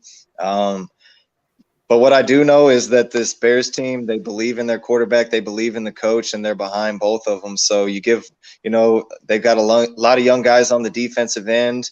They don't really have a whole lot of playmakers outside of Darnell Mooney and David Montgomery. Both those guys didn't do a whole lot last week. But I just feel like, I mean, if, like I said, you're going to give me a double-digit spread, I'm going to take the Bears to cover it. Kenny, we do know one thing. Kraig said that they have Darnell Mooney. And Darnell Mooney, one thing that's not walking through that locker room for the Bears is freaking Justin Jefferson, who actually scorched the Packers secondary last week. Thank God he's not walking through those doors. Thank God you can't just make a half, they're not making any trades for Justin Jefferson. We don't have to see him for a couple more weeks. I mean, Aaron Rodgers just going to be right back on the ayahuasca and leading this Packers on a +10 here. RELAX. This is the Aaron Rodgers relax game, right? This is the one where he comes out, where he scores 175 points on the Bears, says he still owns them and everything else, right? I mean, this is just kind of how it goes. Like you guys talked about, there's always at least one drubbing. And I'm good. I think if you really think about the way this game can go, if you swap the total and the spread, that's really the way this game could look. It could be a 43-10 type game. Aaron Rodgers winning the bounce back game. But I'm going to take the Bears to cover 10 because you give me 10 points, boys. I'm going to take it. I don't think Justin Jefferson's walking through the doors. I mean, we know that. But I think that the Bears can do enough to expose what was already exposed of the Packers defense. Not to the extent that it was, but I do think they go out there and keep it close. Maybe there's some growing pains in Green Bay too. We keep talking about the growing pains in San Francisco. Maybe there's some growing pains there, and it's going to take them more than just 1 week. Last year we saw them lose to the Saints in week 1 and then bounce back immediately. Maybe I think it might have been against the Bears too. Maybe they do, maybe they don't, but I'm going to take Bears to cover 10. Give me Green Bay money line, but give me the Bears +10. Jody, I mean, the Packers offense looked about as bad as I expect. I mean, as bad as it could get. Offensive line was awful. Receivers were dropping sure-handed touchdowns. I mean, you like the Bears here at +10, or you on the Green Bay side of things? No, 10 points is a lot, and while I agree with Kenny, it could easily be 43-10. As far as the final score with Green Bay winning, I definitely think Green Bay wins the game. Justin Jefferson ain't walking through the door, but Justin Fields is going to be on that field. And like I said, I like the kid. I think he's going to make enough plays to keep it close enough to where Chicago can cover, keep it within 10 points. I think they can. I think it's going to take Green Bay a couple of weeks with all these young wide receivers. Aaron Rodgers does not trust all of them yet. Christian Watkins dropped that. I mean, it's going to take him a second before he gets it going with them. So while I think you guys are going to win, I mean, 10 is just way too many points. I think Justin Fields will make enough plays to keep them within the 10. Well, you see it, boys. We're dropping dimes and suck it signs. I do think, unfortunately, if this game was later in the year, after the first 4 weeks of the season, I would definitely think I would pick Green Bay -10. I just think that it's going to take about a month for us to finally figure it out and hit our stride. I do think that we're going to be able to run the football, control the clock a little bit better. I mean, we were, as bad as that Minnesota game was, there was things that we just missed that didn't work out for us. I will say that, but I'm all in. I got to pick the Bears at +10, but I'm picking Green Bay. I hope they prove me wrong. I hope it is a 43-10 game, and we'll be covering it here on the Sunday night show as that game goes off. So I'll be making Kraig take a shot if he if the Bears are getting drubbed. But I'm going to take the Bears plus 10. It pains me to say that. I'm not even going to – just a little slight tap because it pains me to say it. All right, boys, let's go ahead and we're getting into the two Monday night games. The Bills, heavy favorites as the Titans come to town, -10. I mean, we talked about it. The Bills' long layoff here, and they looked like an absolutely freaking wagon. I worry about Josh Allen. I hope he can stay healthy all season because he was still running the ball when they were up 2 scores in the fourth. The Titans, I mean, where was Derrick Henry at last week? And where was that offense? I think that offense has got a lot of questions. And if they get behind, we already know Derrick Henry's not a big factor, Johnny. You like the Bills here? I mean, big spread, but it's almost justifiable here. Yeah, that's a very good point. It is justifiable. And, having seen Ryan Tannehill for so many years like I did, I have no faith in him doing much of anything. And, I mean, Josh Allen is beyond a beast, but I think they are going to have to establish Derrick Henry if they're going to have any shot at winning this game, and they're not going to win the game. But I think they can cover the 10.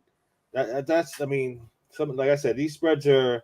I mean, it's justifiable because Buffalo can easily put that score like we were talking about Green Bay earlier. It could easily be 49-10, but I think the Titans are going to try their best to establish the run, to try to shorten the game, and I think they stay within 10 points. But Buffalo definitely wins this game. Kraig, Buffalo up. I mean, plus 10 or at -10. So we've been saying it the whole show, man. These double-digit spreads are tough to take, but Bills Mafia, man. I mean, I feel like the Bills right now coming out of the gate, like, sorry, Tennessee, but you're just the next one in line at the slaughterhouse, and the Bills are coming through. I don't really like everything I saw out of Tennessee last week against the Giants, and this ain't the Giants. You're going to Buffalo here.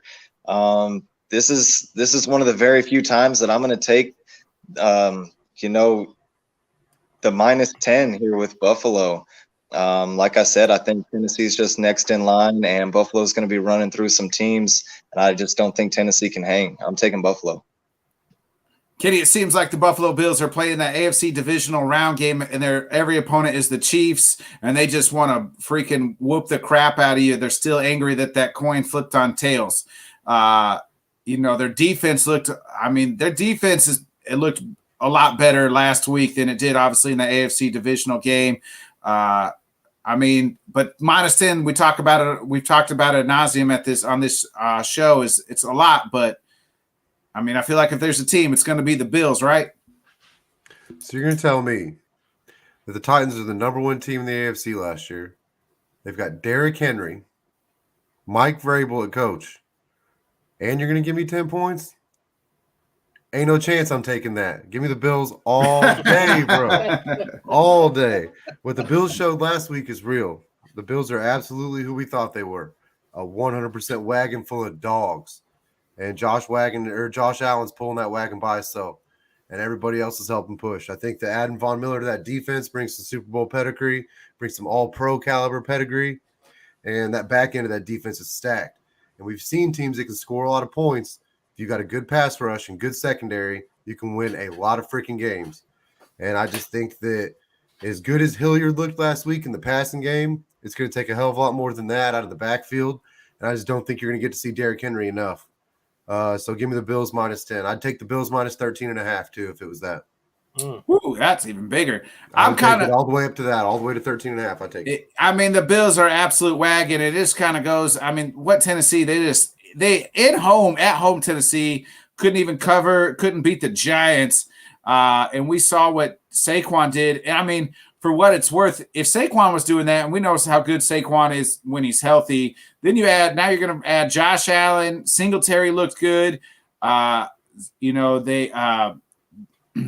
Cook And then Moss, who, I mean, he had a fumble, but his lone 1 or 2 carries looked decent. That running core, and then you got Diggs, and them boys. I like the Bills at -10. It's a heavy spread, but I'm locking it in. Nobody circles the wagon like the Buffalo Bills, baby. Now, if you get torched by Sterling Shepard and whoever that Ricky James or Rick James, whatever his name was, that new guy that nobody ever heard of that's returning punts and everything else, or you get torched by them, what are you going to do whenever you got Stephon Diggs and freaking Gabe Davis and Dawson Knox? Devin Singletary's going to look like Saquon Barkley this week. Let's get into the last game of it here. It's a pick 'em here. The Eagles, who coming off the win against the Lions in Minnesota, Justin Jefferson, we talked about it. I mean, beat the brakes off of my Packers secondary. But it's not Antonio Brown, but what's his Brown's name from the Titans that AJ? went to the AJ Brown. Yeah, AJ Brown looked really good for the Eagles. We've talked about, I've said this before, Jalen Hurts and your boy Tua Johnny, a lot of pressure on them. Both delivered week 1. Are you expecting the Eagles here to deliver on week 2 and go up be 2-0? Yeah, I expect a really good game here. But the Eagles are my pick to win the NFC East. And I think they're going to win at home.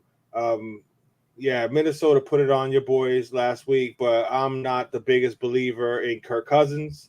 So as much as I love Justin Jefferson, I'm going to go ahead and take Philly at home with that defense. And yes, AJ Brown and company. I think the Eagles are going to put up a ton of points. And yeah, I think they definitely cover 1.5. Kraig, you buying in on primetime Kirk Cousins? I mean, we know his record on primetime's it's a little questionable. Yeah, so this is a pick'em game, and I feel like it should be. I mean, the way the Lions were able to score on Philly last week makes me feel like Minnesota's going to be able to as well. I mean, they've got some weapons, and Minnesota's defense looked good last week. I don't know how much we allude to. I mean, Green Bay always, their offensively kind of puts a stinker out there week 1. I think a lot of that has to do with just Aaron Rodgers not doing anything, before week 1. And this week with the young receivers, I feel like, or this year, I feel like that played a huge part in it.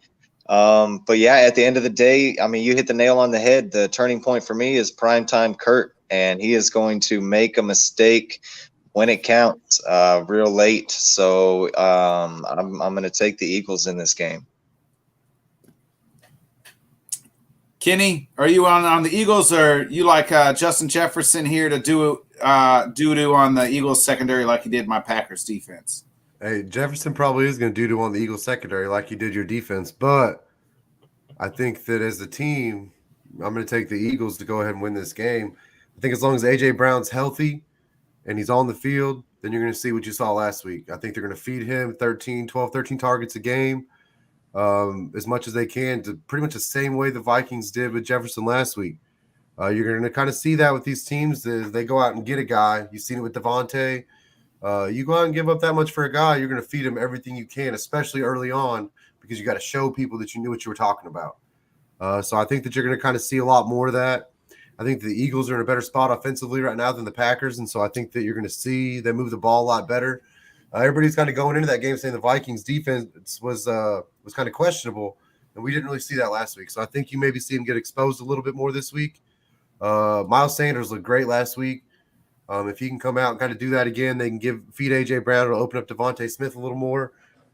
Man, Goddard looked pretty good too. I think the Eagles just got enough to go out and get this one at home and cover 1.5. I mean, I alluded to it, boys. It's primetime Kirk Cousins, and there isn't a such thing as called primetime Kirk Cousins. It's a made up thing. It's like the Tooth Fairy, and fairy elves and things like that. Primetime Kirk Cousins isn't a thing, but primetime Jalen Hurts is about to be a thing, boys. Lock it in. Bodkins is in on the Eagles. All right, boys. Hey, Johnny, I appreciate you. We'll get you out of here on that note. Again, tell us where we can find your stuff, and we appreciate you coming on, man. No, I appreciate you guys having me on. This was a total blast, man. Seriously, you guys have a very fun show. You guys got some hella chemistry you guys got going on here, man. This was a lot of fun, so I appreciate it. You can follow me on Twitter at the Yankee Fin. I got my Wednesday night Let's Talk Dolphins, which I'm going to go live right after I get off of here on this show here. Keep your eyes open for the Yankee Fin. I'm going to start that channel, and you'll be able to catch it on the Let's Talk Sports platform as well. Excuse me. I do the Sunday night post-game show with your boy Rob, who you had on last week. We've been doing that. We started last week on, so we'll be on doing that this week coming up. And Monday nights, I do a MLB recap on Let's Talk Sports. So you can catch me there where I just give you my thoughts on what happened in the day of baseball. And like I said, keep your eyes open for the Yankee Fin. It's coming as soon as I can put that together. It's going to have its own channel, and you can find it on Let's Talk Sports. But like I said, I appreciate you guys having me on. This was a total blast. You guys really got something going here. Good. Nick, nothing but love for you, bro. I appreciate you having me on, man. Best of luck to you guys. And seriously, hit the subscribe button, hit that like button. You got to follow these gentlemen here. This is a blast. All right, Johnny, I appreciate your kind words, brother. We'll get you back on again. I'm sure as one of our guest pickers later on in the year. I will, tune in next week, see how you did. You probably did better than your boy Rob, I'm sure. So, hey, Johnny, I appreciate it. Again, host of Let's Talk Fins, Mr. Johnny Cruz. I appreciate you, brother. Appreciate you guys, man. You guys have a good night, man. Thank you, my man. Thanks, Johnny. All right, later, fellas. All right, boys, let's go ahead and hit it. Kenny, hit the graphic. It's time for some K&K Fantasy Corner. Hey, thanks for doing that. I really needed that for the intro. I'm going to have to cut that in next week, but I needed a good one of those, so I appreciate that. Hey, you're going to have to bear with me for a second so I can get down here. I didn't realize that it was going to do some moving around whenever we was during the show. I scrolled one time, and I seen you go straight to your eyes, and they was this big. So let me get this streamed or screen shared one more time. All right, perfect. Yeah, I say perfect. We'll see if it works.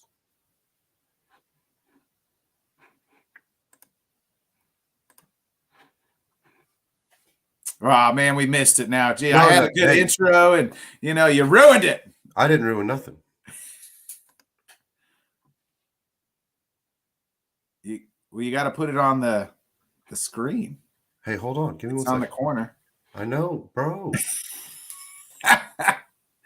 You guys don't understand how many buttons I got to click over here to make all this stuff happen. You guys think things just happen because all you got to do is talk into a microphone. All right. All right, let's do it again. All right, right now it's time for K&K Fantasy Corner. Oh, how about there that? We go, boys. There we go. All right, let's go ahead and hop into it, boys. Kraig, we'll start with you.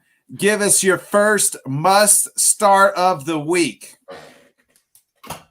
So I really liked Kenny's somewhat system last week of doing one running back, one wide receiver, one tight end each way. So that's the way I went with it this week. So I'm going to start with my running back must start of the week, and I'm going to go with Rex Burkhead. He's only projected at basically 9.5 fantasy points this week. He had 12 last week without a touchdown.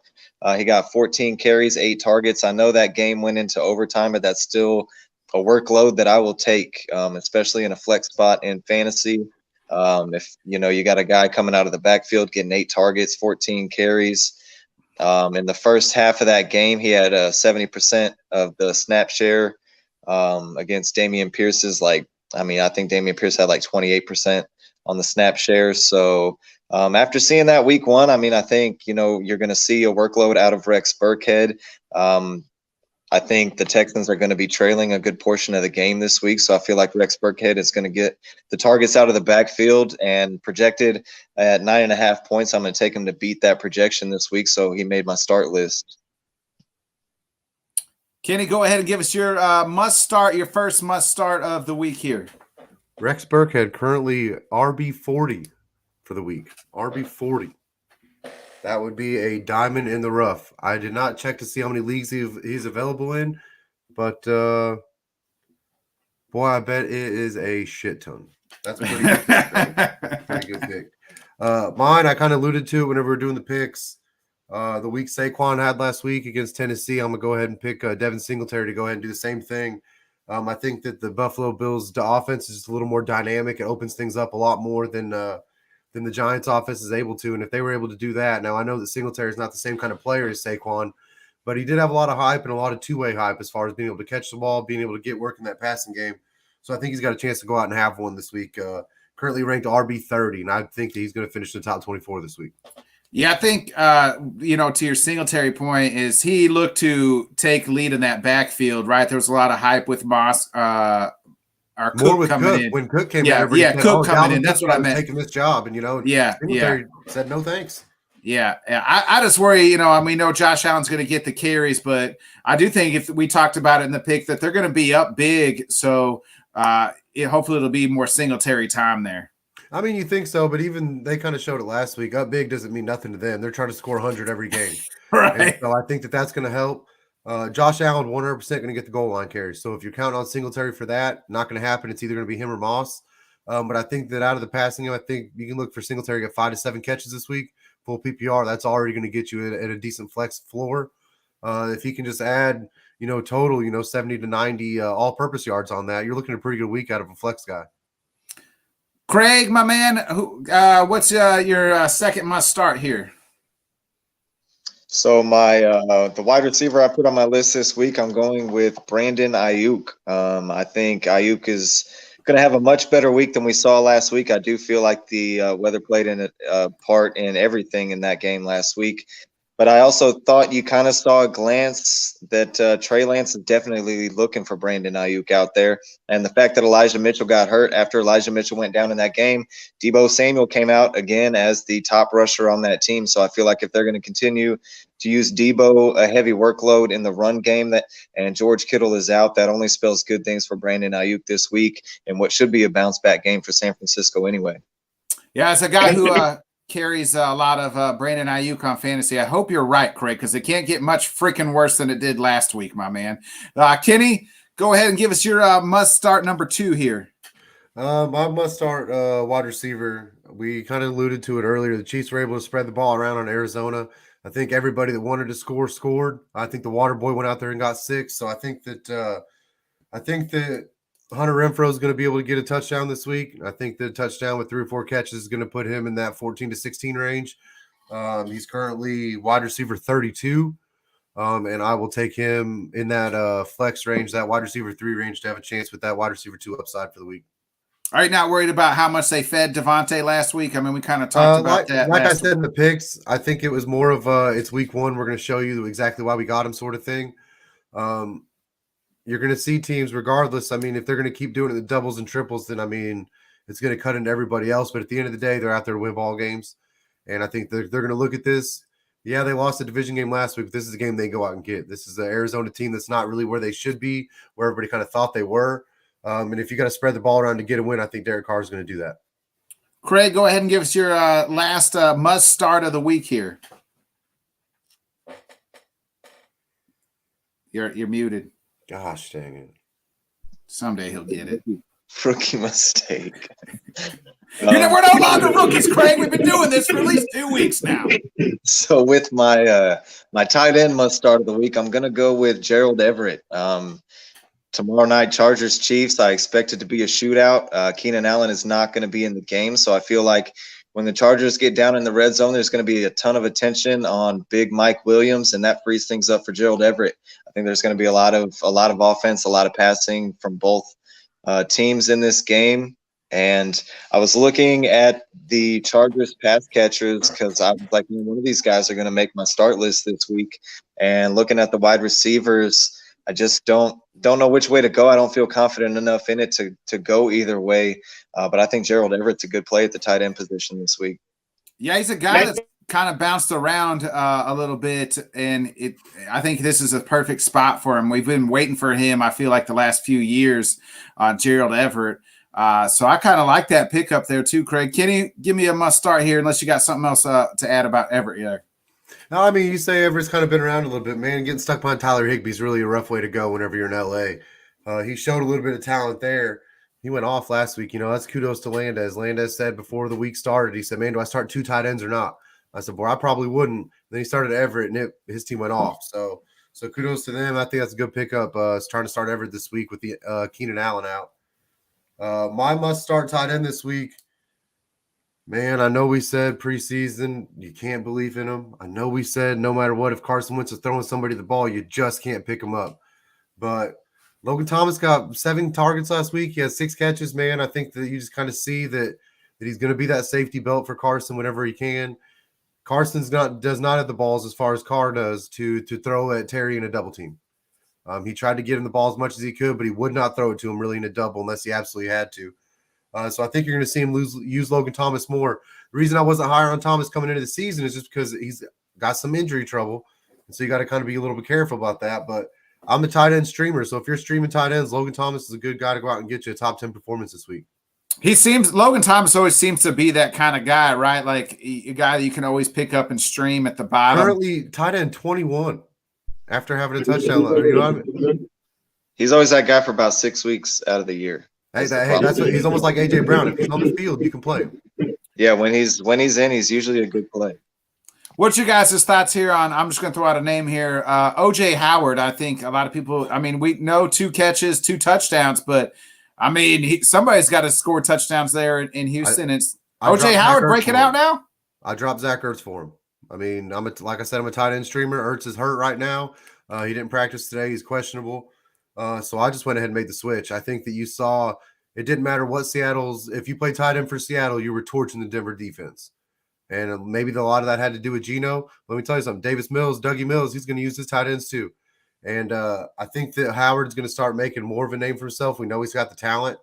You're going to see him start getting more than 2 targets. Now, if he's going to be 2 targets for 2 touchdowns every week, obviously you're not going to be able to play him very often because he's not going to get 2 touchdowns every week.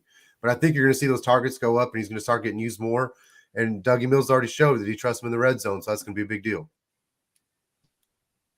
Yeah, I think he's maybe somebody you want on your fantasy team. I think that you might be a little off your rocker dropping Zach Ertz for him, just because I need to see a little more, man. 2 catches, 2 touchdowns tells me when they get down in the red zone, Dougie Mills looking for a big body. But you're not going to get that every week, You're not getting 2 touchdowns out of the guy every week. So I need to see more in the passing game, moving down the field and not just down there in the red zone.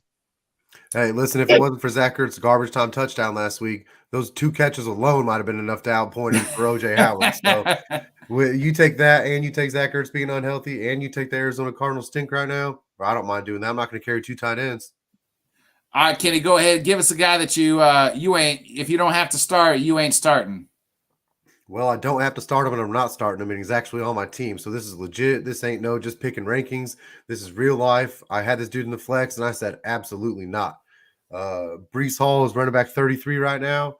I talked shit to Landez right after the draft. I said, you just drafted Michael Carter to be your RB2, and he's not even RB2, or he's RB2 on his own team. I said, what are you doing? And then he went out and had a good week in week 1. Breece Hall ain't do shit. Breece Hall ain't even get very many carries. After looking great in the preseason. So it's definitely Michael Carter's job for now. I think that Breece Hall is going to take over more of a role. Kind of like Kraig said in the pre-draft show, he kind of thought he was going to have a bigger role later on. I was a little bigger, higher up on him early on. And looks like I was wrong on that one. So I'm going to go ahead and sit him this week and try to give him a few weeks to get right. Kraig, who's the guy that you're not starting if you don't have to start? God, here he goes again. Give us his whole speech and still muted. So if you can avoid starting him, it just depends where you drafted him and how your team is set up. But man, if I cannot start Josh Jacobs this week, I'm going to put him on the bench. And it's tough to say because I had Josh Jacobs as one of the guys pre-draft that I liked a little higher than where he was going. But the Raiders only ran the ball on 20% of their plays last week. It looks like they've definitely they love their new shiny toy in Devontae Adams. Darren Waller's still going to get involved. Hunter Renfrow is going to get involved. And out of the Raiders, backfield, Josh Jacobs last year had over 60 catches. He had one in this last game. So I wonder how much he's going to kind of get fizzled out of the passing game with the addition there that they have in the passing game. Derek Carr, you think he might have to dump it off a lot because of the weak offensive line, but I don't know how involved Josh Jacobs is going to be in there. I feel like Josh Jacobs, to hit his projection, you got to hope he gets in the end zone, and I just hate banking on that out of a running back. So if you can set him this week, then I would. Kenny, give us another guy that you're benching here if you can. Craig just told somebody to bench their RB2. But Craig just told somebody to bench their RB2 for the week. RB19, what they got Jacobs at right now for the week.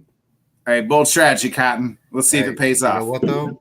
I'm betting that he finishes. I'm betting that he finishes worse than RB19 this week. Well, be honest with you, when I went to look at the rankings, I didn't expect him to see him that high. I started out in the 28 range, and I had to keep going. I was a little shocked by that.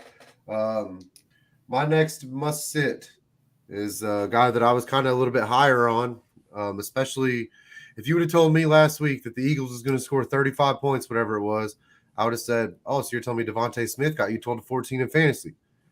Devontae Smith might have got you 0.12 to 0.14 in fantasy. I went against him last week. Pretty sure Landis has Jake. I'm pretty sure that Kelly started Devontae Smith and he put up a goose egg. I still lost, but Kelly had Akers and Devontae Smith put up goose eggs. I still lost, but I'm going to go ahead and throw Devontae Smith on the must start or must sit list this week. They got him currently at wide receiver 36. They got him in the wide receiver 3 range, but I think he's one of those things that until you see Jalen Hurts use him with AJ Brown on the field, I don't think you can pick him to be used. So you got to bench him until you see it. Craig, what about you, my man? Who's your second guy to sit? So in the wide receiver spot this week, Robert Wood. You all right, my man? Yeah. I'm sitting Robert Woods, man. We didn't see – Robert Woods was absent last week against the Giants. The Titans got the 2 rookies there that they seemed like they were using a little bit more. I do feel like the Titans are going to find themselves in a spot where they've got to throw the ball a lot going against Buffalo this week. But I just don't know that Robert Woods is that guy yet. It didn't seem like him and Tannehill really had anything going on. He was kind of like Allen Robinson, man, like just doesn't have that connection with his quarterback yet maybe, and I think it's going to take some time. Robert Woods had 2 targets last week, and he's projected this week at 12 points. I don't think he's going to hit that. To me, it'd be hard to put Robert Woods in the lineup and trust that he's going to give you that kind of production. Well, Woods and Robinson's problem is they're not going to breakfast with their quarterbacks, right?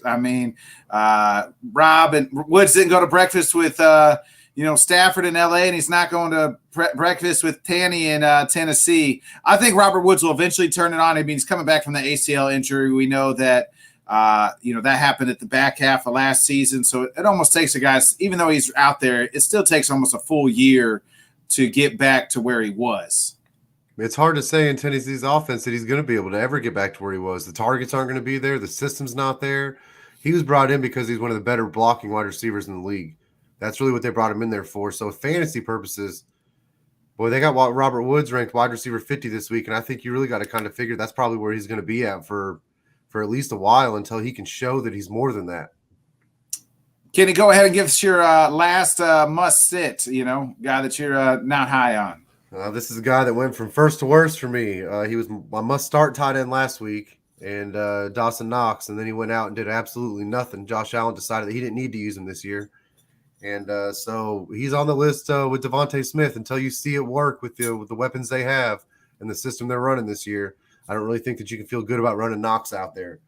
If I had Knox, I dropped Zach Ertz for O.J. Howard. So if I had Knox, I'd drop him for Logan Thomas too, who's my must start. So Knox is my must sit this week. Craig, what's your last must sit here? My must sit tight end of the week, I'm going with Mike Gesicki down there in Miami. So it's another situation where Miami's got some shiny new toys that they want to use, and I feel like Gesicki's the odd man out. Week 1, he only had 42% snap share at the tight end spot for the team. He's not the best blocking tight end that they have on the team. He's more of a receiving threat. He's a receiving threat that they don't really need as much right now, especially with Chase Edmonds' pass-catching capability. Tyreek Hill's there now. So I definitely worry about Gesicki. He's one of the tight ends that if he's not getting you a touchdown, I mean, I think he's not getting you more than 5 points a week right now. So there's better tight end plays out there this week. So I'm definitely sitting Mike Gesicki. All right, boys. Is there, you guys got anything else? Anything else you need to add? Want to contribute here before we get out of here? Go ahead, Kenny. No, not really, man. It's a good show. It's fun to be on here. Fun to get the graphics going. Fun to see everything and get to actually make some picks with you guys, not just send them in. Craig, you got any last comments here? Yeah, it was a good show, boys. I know you did make a comment about me having Josh Jacobs as my running back sit. My original running back sit was Travis Etienne, and then I saw his projection. We play on NFL fantasy, but his projection this week is under 5 points. So I felt like I couldn't put him as my must sit when the projections are basically telling you to sit him anyway, The projections have basically said it's James Robinson's job because I think his projection went from 4 point something last week to I think he's in the 12s this week. Yeah, they basically flip-flopped. Yeah. All right, boys, that was another K&K Fantasy Corner. All right, boys. Hey, it's been another great episode here on the Bodkin Show. We will be back Sunday night, wrapping up all of NFL Week 2. Kenny and Kraig will be coming. They'll be giving their waiver wire picks. We decided we should do that on Sunday night since if we did it on Wednesday, waiver wire already passed. So we'll be giving out dogs and turds, studs and duds, and waiver wire pickups, depending obviously if somebody gets injured or if they see somebody, hey, you need to pick up this guy because this guy's playing here, putting out projections. So join us Sunday night. That'll happen at 8:30 Central Time Zone. Also, don't forget we have our special UFC show on Sunday mornings at 7 a.m. Central Time Zone. We wrap up everything, talking all things mixed martial arts. I'll be back in the morning with the Bodkin Show weekly wrap-up because I didn't do it this morning. If you missed the top of the show, I was tired. I was sleeping. Life happens. But I'll be back in the morning doing that. So, again, hit the subscribe button, folks. Be a friend. Tell a friend. Share with a friend. Hit the nice little bell on the YouTube. Head on over to Let's Talk Sports. Make sure you're liking, subscribing. Dan has got you guys covered every game of the NFL season. They have a pre-show, a post-show with different guys, different analysts, different podcasters coming from all over. He's got each division on lock with different guys representing different teams. Plus, he's still covering every sport across the world and in the moon. If there was a sport on the moon, Dan would find somebody covering it for you. I also head over to my guys at the Sports Buffoons. Me and Tanner doing the Bodkins and Buffoons and Bodkins every Monday. So please head over there, hit the nice subscribe button. We're on Apple Podcast and Spotify. So if you can't catch us on YouTube and you want to listen to us in the car, head over there. Give us a nice little 5-star rating. Hit the subscribe button. Sometimes it takes a day or two to get it on there, but I always get it on there. Again, I appreciate you guys. It's been a pleasure. I'm excited for Week 2 NFL season. I got to turn around the picks, baby, because I did dog crap last week, but I'm going to turn it around. Week 2 is my time. Kenny, go ahead and hit that outro, baby. It's been another great episode of The Bodkin Show. Bodkins out, baby.